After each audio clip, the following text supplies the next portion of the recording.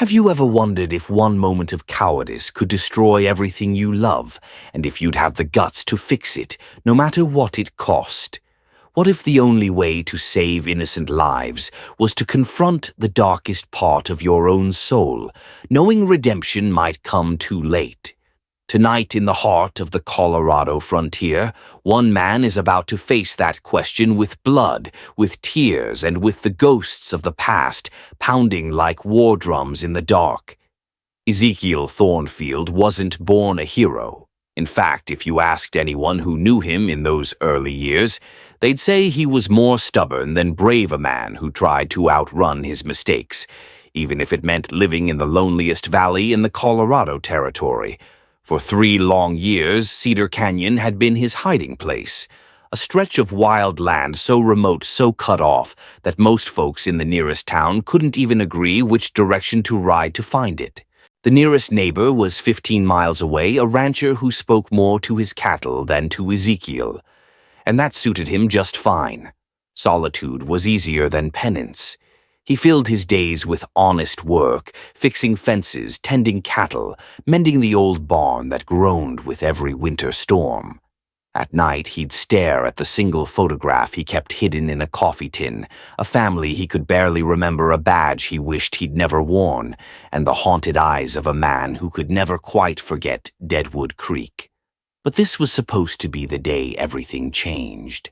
The day hope would ride up that long, dusty trail in the form of a stagecoach from Kansas City. Inside there would be a woman, a future he'd never dared to imagine.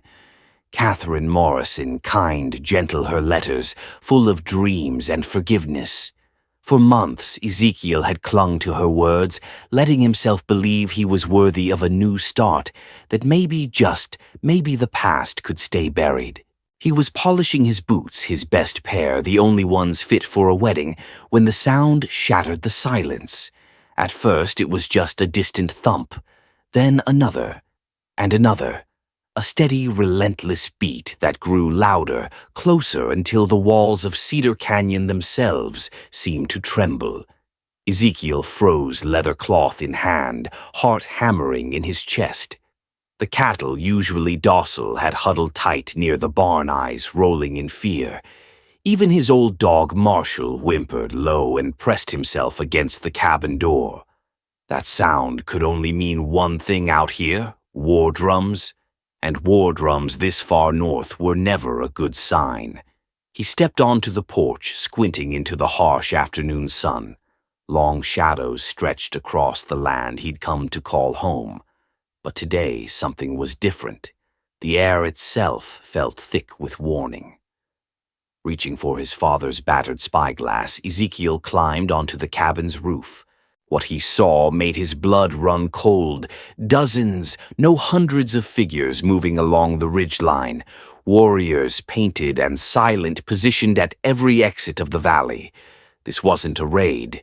It was a siege.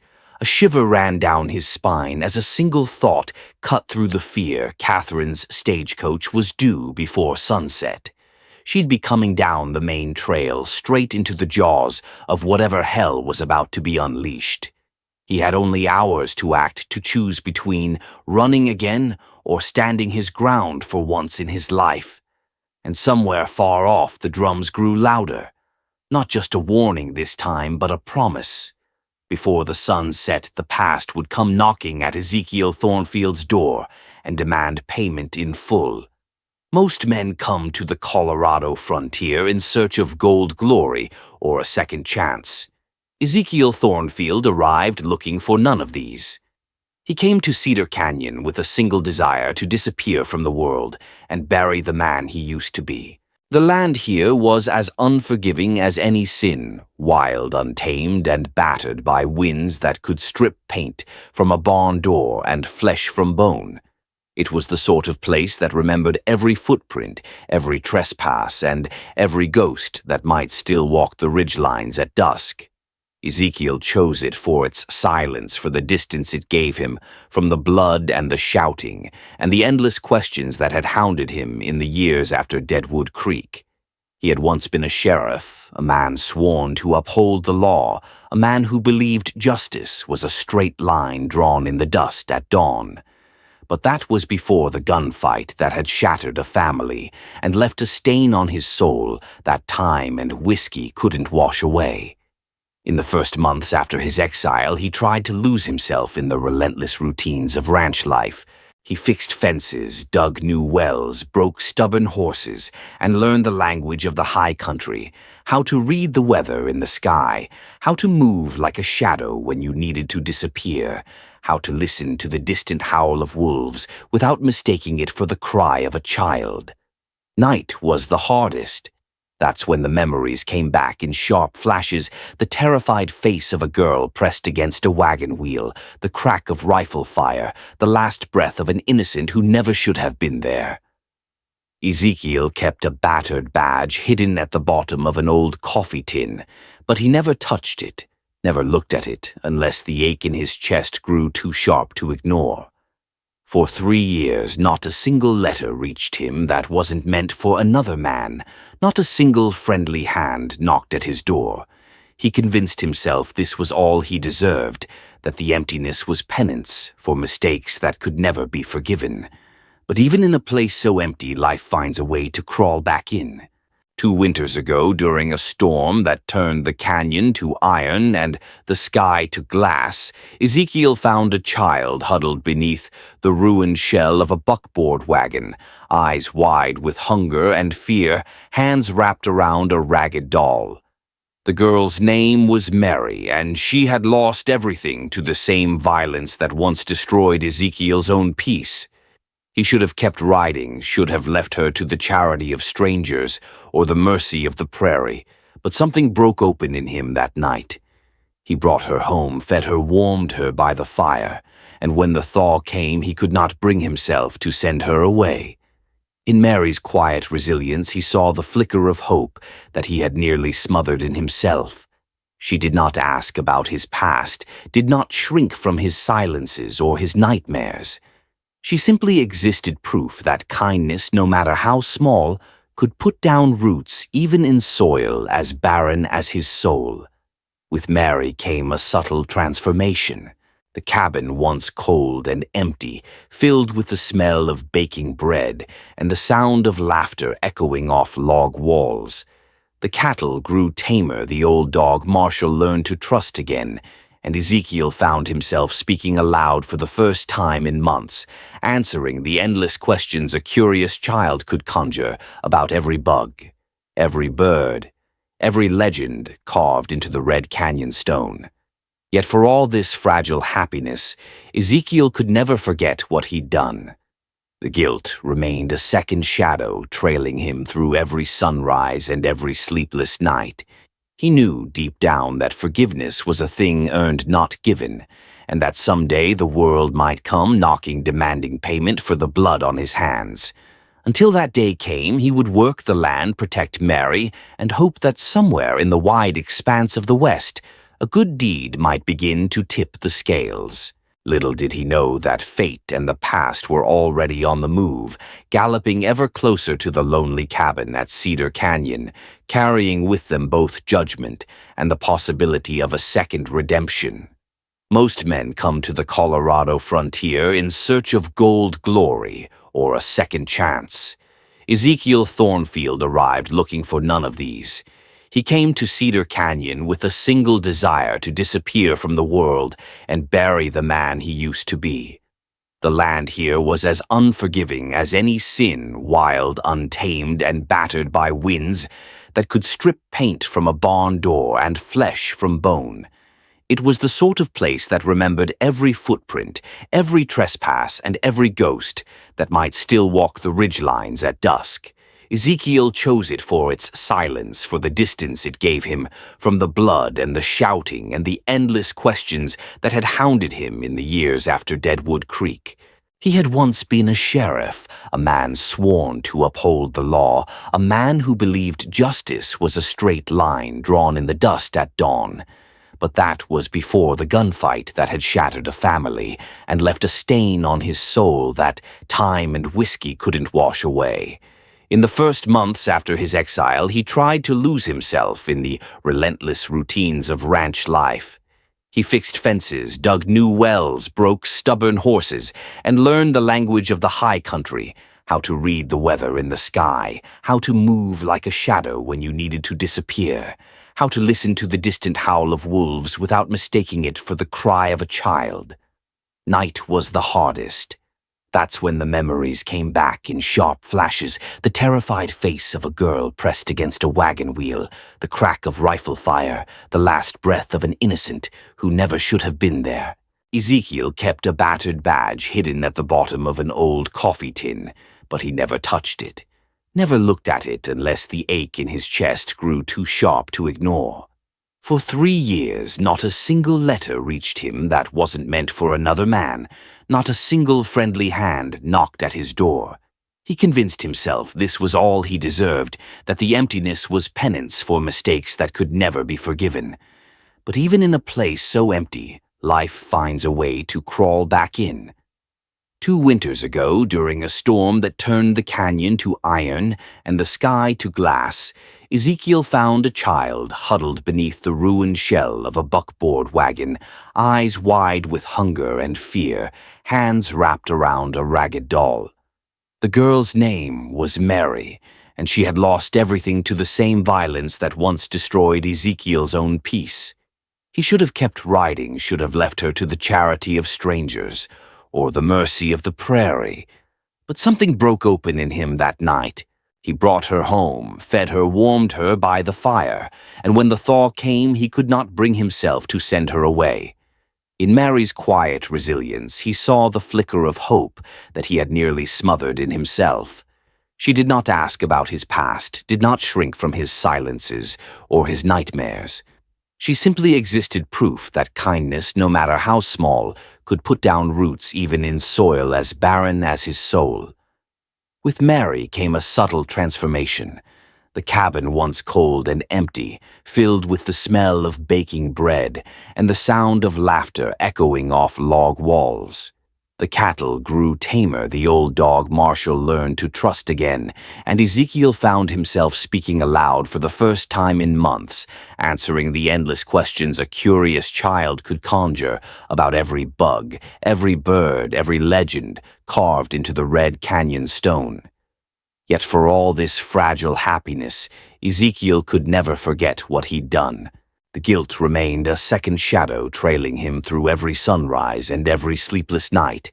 He knew deep down that forgiveness was a thing earned, not given, and that someday the world might come knocking, demanding payment for the blood on his hands.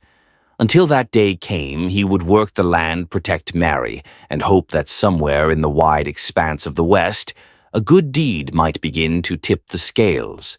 Little did he know that fate and the past were already on the move, galloping ever closer to the lonely cabin at Cedar Canyon, carrying with them both judgment and the possibility of a second redemption. As the afternoon light waned, Ezekiel Thornfield's breath caught in his throat as he stared through his battered spyglass at the distant ridgeline. The forms that moved along the canyon rim were too disciplined, too numerous to be mere travelers or ranch hands. These were warriors painted in the sacred colors of the Kiowa, their horses stepping with silent confidence, their eyes always trained on the cabin and the man who had come here to forget. It was a siege, not a raid. Ezekiel understood that immediately, the way only a man who had spent his life studying danger could. In every direction he looked, exit after exit, was blocked warriors at every draw, every shallow pass, every dry creek bed, their presence as undeniable as the heartbeat pounding in Ezekiel's ears. They had turned the sanctuary he'd built out of penance and solitude into a prison. The drums, those relentless, thunderous drums, did not just warn of violence, they seemed to pulse with intention, with meaning. Ezekiel realized they were sending messages, signaling to one another, closing the noose around Cedar Canyon as the sun crawled lower behind the crags. He thought with a sick certainty of Mary. He thought of Catherine, the woman whose letters had been a lifeline in the darkness, who was even now somewhere out on the main trail, riding straight toward this tightening trap. A chill ran up his spine as he weighed his choices: run for the creek bed and vanish into the dusk, abandoning Mary and Catherine to the uncertain mercy of fate, or stand and face whatever justice or vengeance was coming for him.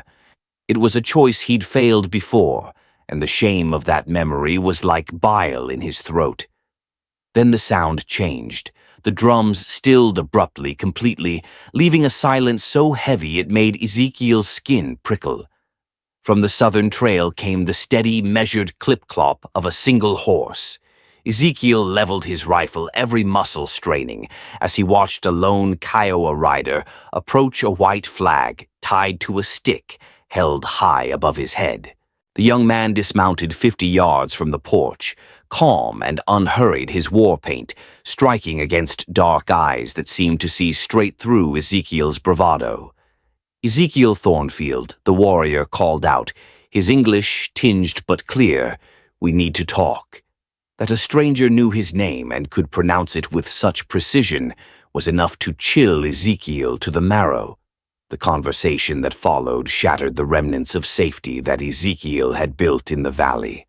The warrior was not here for a prisoner or a ransom. He was the harbinger of something far more personal. With a few measured words and a single sheet of folded paper, the truth unraveled. Catherine Morrison was already dead, buried by fever in Kansas City. The woman on the stagecoach was an imposter sent here by design, guided by the pain of a past Ezekiel had tried to bury. The imposter was Sarah Catherine's sister, the child he'd last seen years ago, pressed against a wagon wheel in a moment of chaos and crossfire. The name Sheriff Thornfield slipped from the warrior's lips with a kind of grim reverence.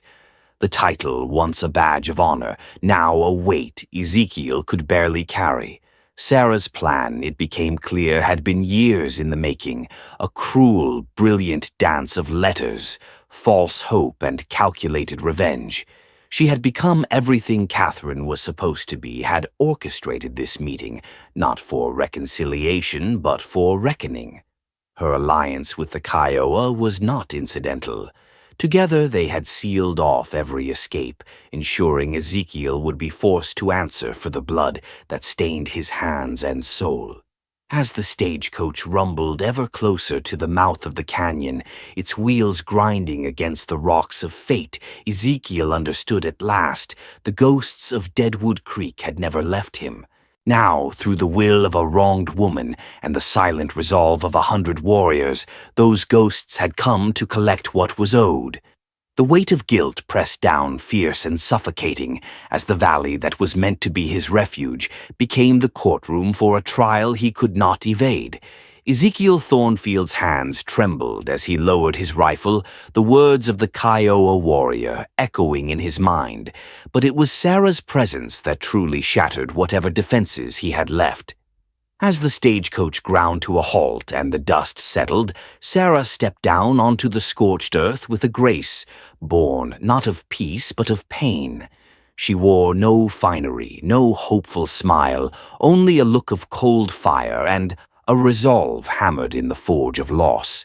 The air between them vibrated with everything unspoken, 1,000 accusations, a lifetime's worth of regret.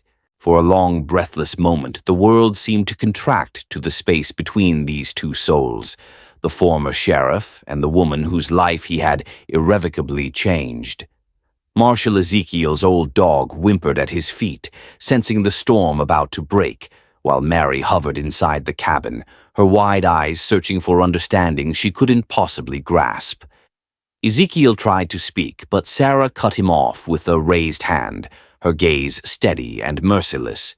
"Save your apologies, Sheriff Thornfield," she said, her voice as clear as the mountain air. "There's nothing you can say that will change what happened.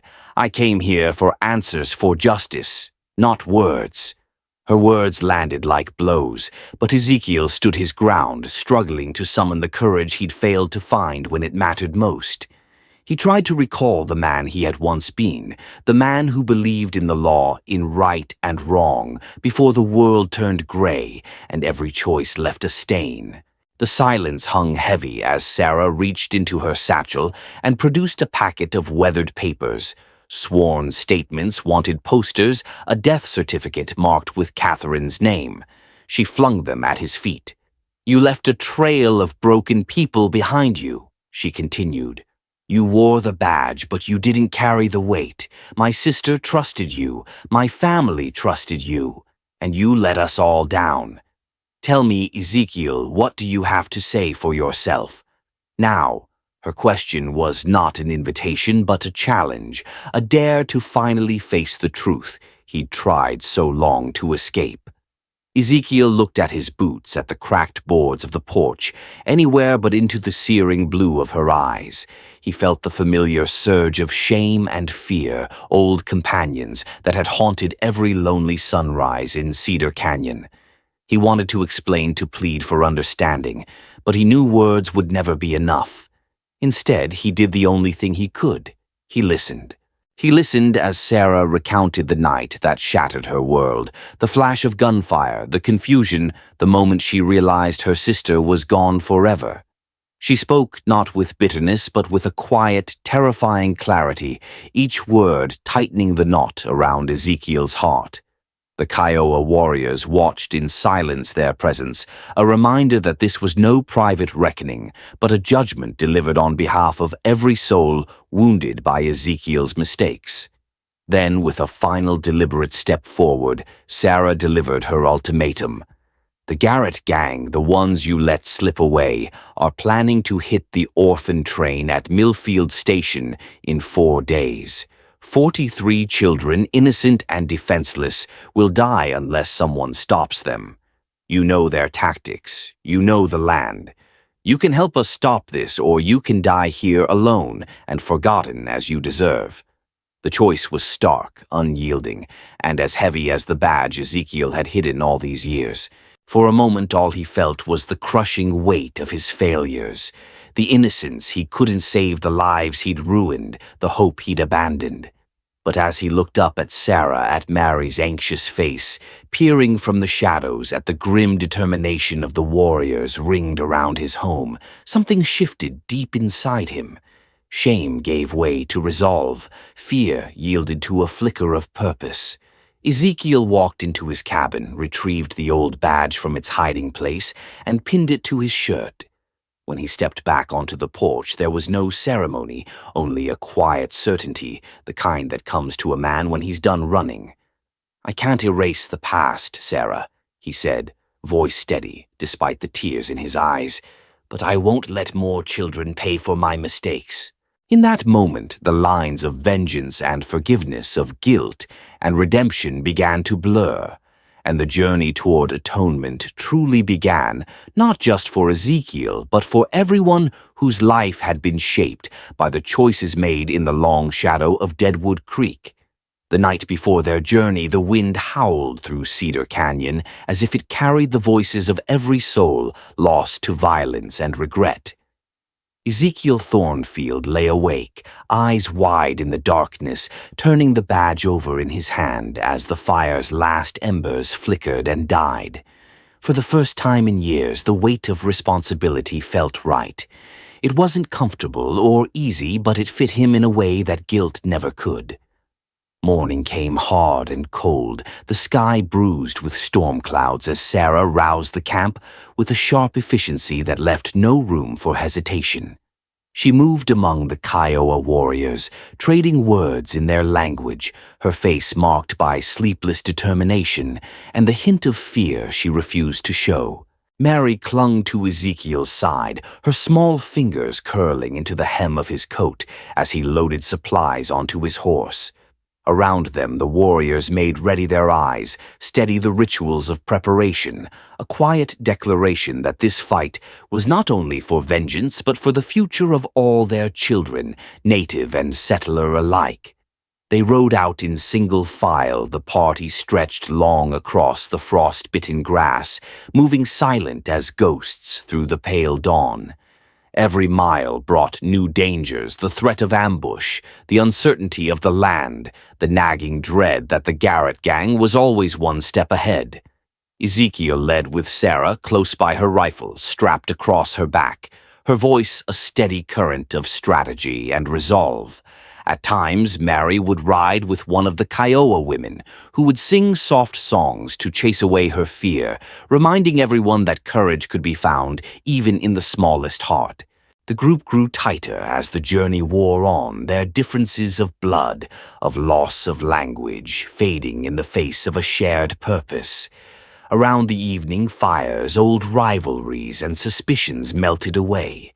Warriors told stories of sons taken by raiders of sisters, vanished on government trains, and Ezekiel listened, realizing that suffering was not his alone to carry. Sarah, too, revealed flashes of vulnerability, a rare smile at Mary's wild questions, a haunted look when the camp fell silent and memories pressed in. But the shadows on the horizon only lengthened. As they neared Millfield Station, Ezekiel's sense of dread grew sharper. Scouts returned with news the Garrett gang had grown bold, their numbers swollen by outlaws hungry for easy money and blood. The train was due in less than a day. Every hour counted. They rode hard hearts pounding in their chests until their lungs burned and their horses trembled beneath them. At the final camp before the showdown, Sarah pulled Ezekiel aside, her voice low and urgent. "You know these men," she said. "You know how they think. We can't just outgun them, we have to outsmart them." Ezekiel nodded, years of lawman's training clicking into place. Plans were whispered in the dark, blocking the tracks, setting decoys, timing their attack to the beat of the rails. The warriors melted into the night, their movements swift and silent, ready to strike from the shadows as the train rolled in. The sun rose blood red on the day of reckoning. Ezekiel could see the smoke of the approaching engine, hear the whistle's mournful cry. For a split second he saw Mary's face in the half-light, hopeful and afraid, a living reminder of what was at stake. As the Garrett gang began to move, guns flashing, Ezekiel took his place at the center of the storm, side by side with Sarah and the Kiowa, no longer a fugitive but a protector reborn. The first shots cracked across the valley, echoing through time itself, and Ezekiel understood that everything his past, his shame, and his redemption would be decided in these next few moments, with the fate of 43 children hanging in the balance. As the train's whistle pierced the dawn, a tense hush fell over Millfield Station. Ezekiel Thornfield crouched behind a tangle of timber, breath coming slow and shallow as the rhythmic clatter of wheels grew louder. Steam hissed from the locomotive, a ghostly cloud drifting over the empty prairie as the engineer, oblivious to the danger, guided his precious cargo closer to the trap. From his vantage, Ezekiel could see the pale, anxious faces of the children pressed against the windows, wide-eyed and uncomprehending. He felt the sting of memory of another day, another innocent caught in the crossfire, and the hard vow he'd sworn to never let that happen again. Around him, the Kiowa warriors melted into the underbrush boughs, strung and rifles primed, every muscle taut with anticipation. Sarah was a silent presence at his side, eyes trained on the horizon, her jaw clenched against fear and old wounds alike. Mary, hidden in a hollow behind the water tower, watched with silent trust, knowing Ezekiel would not fail her as he had failed so many before. Suddenly, the world erupted. The Garrett gang burst from their hiding places as the train slowed for the station gunfire, ripping through the stillness, the sharp report of revolvers mingling with the screams of startled horses and the shrill shouts of outlaws hungry for blood and gold. Ezekiel moved instinctively, shouting orders, his badge gleaming in the pale sunlight, a symbol not just of law but of the promise he'd made to the living and the dead. The Kiowa warriors unleashed a hail of arrows and bullets from the flanks, catching the outlaws in a crossfire they had not expected. Sarah darted between the cars, her rifle steady and sure, covering the terrified conductors as they ushered children to the floor. The battle raged fierce and chaotic dust, rising in choking clouds as men fought and fell, some calling for mercy, others for vengeance. For every outlaw who pushed forward, a defender met them with equal resolve. Ezekiel felt the searing burn of a graze across his arm, but pressed on his mind, focused only on the task at hand. Protect the children, end the carnage, redeem the broken years with every act of courage. At the height of the fighting, Mary's scream rang out sharp and desperate as a stray gunman cornered her by the water tower. Time seemed to stretch, each second, charged with dread. Ezekiel's heart thundered in his chest as he sprinted across the open bullets, snapping past his head. With a surge of old instincts and newfound purpose, he tackled the outlaw, driving him to the ground, just as Sarah's rifle barked her shot true.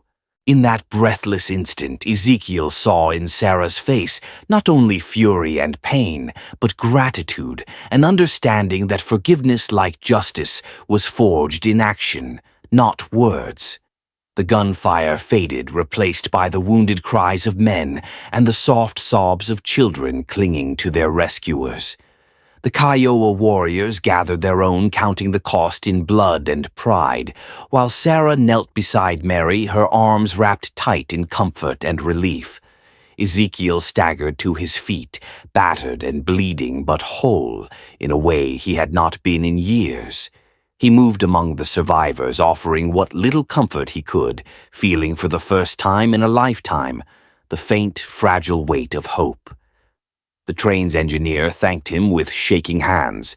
The children crowded around, some asking his name, others simply clinging to the promise of safety. As the sun rose higher, burning away, the last shreds of night, Ezekiel realized the journey of atonement was not over, but it had begun in earnest. The scars would remain for Sarah, for Mary, for himself, and all who had bled that morning. But so would the knowledge that even the deepest wounds could give rise to something new. In the broken silence after the storm, the former sheriff looked to the horizon, no longer fleeing the ghosts of Deadwood Creek, but standing in their light, ready at last to build something worth saving. When the last echoes of gunfire faded into the distant hills and the acrid smoke of spent gunpowder began to drift away on the high plains, a fragile quiet settled over Millfield Station. The platform, once the site of frantic terror and desperate bravery, was now a tableau of survivors, children clutching battered satchels, and one another Kiowa warriors, tending wounds in stoic silence, railwaymen staring wide-eyed at the devastation that had by some miracle spared the innocent. The sun climbed higher, banishing the final shreds of dawn, as if insisting the world must go on, despite all that had been lost and found in the crucible of violence. Ezekiel Thornfield stood apart for a moment, shoulders slumped, hat in his hands, the old badge heavy on his chest. The years of guilt, the endless cycle of shame and solitude, did not disappear in a single hour of courage, but something vital had shifted. He looked at his hands, bloody and trembling, and realized he had finally acted not out of fear or regret, but out of a determination to save lives no matter the cost. He had not run. He had not abandoned the ones who needed him most. Mary found him standing in the shadow of the water tower, her small face smudged with dust, eyes luminous with relief and something like pride. She did not speak. She only reached for his hand, and in her grip, Ezekiel felt the trembling thread of hope that for so long had eluded him. For her and for children like her, he had chosen to be more than the sum of his mistakes. Sarah, too, moved among the survivors with a changed demeanor. The bitterness that had defined her journey was not erased. Such wounds do not heal in a single day, but there was a softness to her features as she comforted the frightened, helped the wounded, and at last returned to Ezekiel's side. Their eyes met with an understanding forged in fire, and forgiveness was possible, but it must be earned every day in every deed.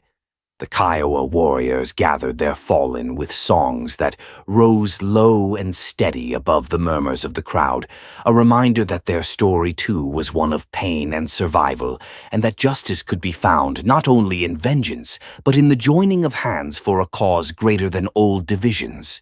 As the rescued children were led aboard the train, their future uncertain, but their lives intact, Ezekiel realized that redemption was not an endpoint, but a path, a long, hard road built from small acts of courage, trust, and the willingness to face one's own darkness. He had thought himself beyond forgiveness, beyond hope, and yet the day's events had given him a new purpose to be a guardian, a guide, maybe even a father for those who had nowhere else to turn.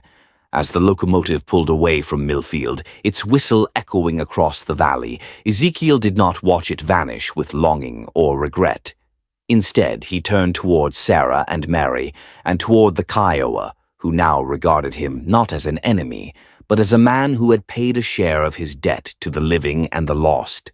The horizon stretched before them, vast, uncertain, but filled with possibility.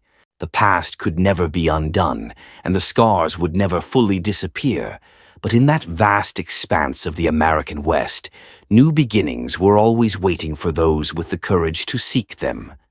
Ezekiel understood, perhaps for the first time, that his story was not a tale of endings, but of renewal of the power of a single choice to change the course of many lives. And so, beneath the endless Colorado sky, surrounded by allies he'd once feared and family he'd found along the way, Ezekiel Thornfield took his first steps toward a future, built not on what he had lost, but on all he was finally willing to become. There are stories that echo across time not because of their setting or their action, but because of the truths they reveal about the human heart. The tale of Ezekiel Thornfield, once a lawman fleeing from his own mistakes, then a protector who risked everything to save innocent lives, reminds us that the journey toward redemption is not just the stuff of old Western legends. It is a struggle faced by ordinary people every day in every corner of America, whether the battles are waged with bullets and blood, or with words, decisions, and the silent reckonings of conscience. One of the most powerful messages at the heart of Ezekiel's story is that the past does not have to define the future. We all make mistakes, sometimes small, sometimes catastrophic. It's easy to believe that one wrong decision, one moment of weakness, means the end of hope, that shame and regret must rule the rest of our lives. But the truth, as shown in the dust and danger of Cedar Canyon, is that what matters most is not the weight of our sins, but what we choose to do about them. Ezekiel's willingness to face his failures, to stop running, to stand for those who needed him most, didn't erase his guilt, but it transformed him into someone worthy of respect, trust, and even forgiveness. Forgiveness, too, is a lesson this story brings sharply into focus.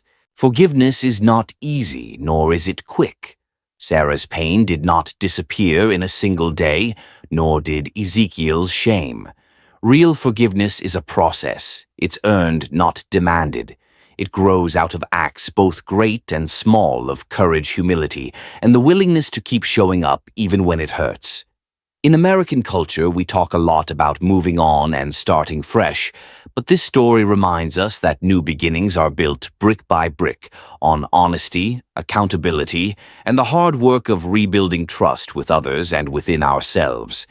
Perhaps most importantly, the events at Millfield Station reveal the strength that comes from unity and empathy across differences. The alliance between Ezekiel, Sarah, the Kiowa warriors, and the orphaned children was not easy or natural. It was forged in necessity and tested in adversity. Yet it's precisely these unlikely partnerships that so often change the course of history. In today's divided world, it's easy to forget that true progress and healing often require reaching across lines of race background or old wounds to work together for the good of those who are most vulnerable. The West was settled and lives were saved not just by gunslingers and sheriffs, but by people of all backgrounds learning, however painfully, to stand side by side. If there is a final piece of wisdom to take from this Western saga, it is that redemption and purpose are found in service to others.